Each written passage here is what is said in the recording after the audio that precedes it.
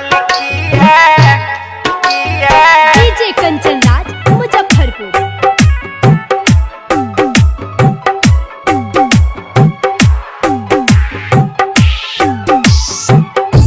जानी ने लिखल की है हमर कपार में, जानी ने लिखल की है हमर कपार में।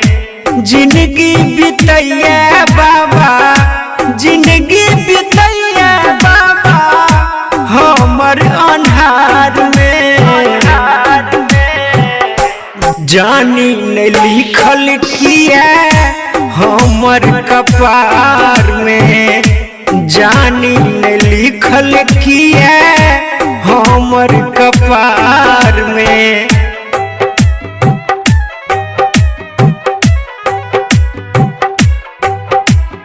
Mix by DJ Kanchan Raj Muzaffarpur.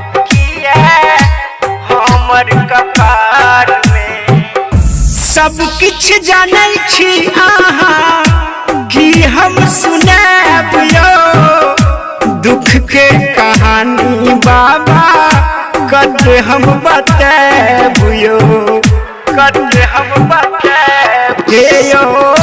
सब किछ जानै छी अहाँ कि हम सुनाब यो दुख के कहानी बाबा, कते हम बताब यो।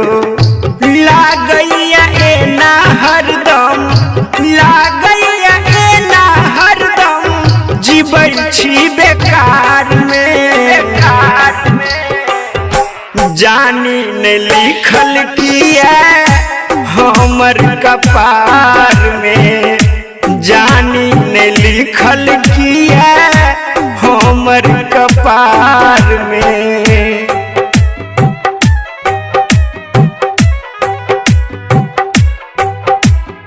Mix by DJ Kanchan Raj Muzaffarpur.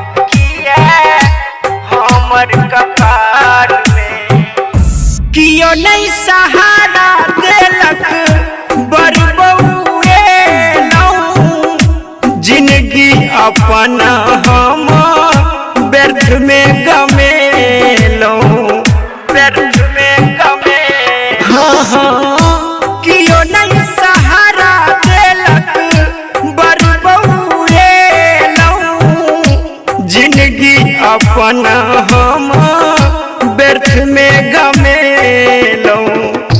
किया ओझरैलौं हमरा, किया ओझरैलौं हमरा एहि संसार में।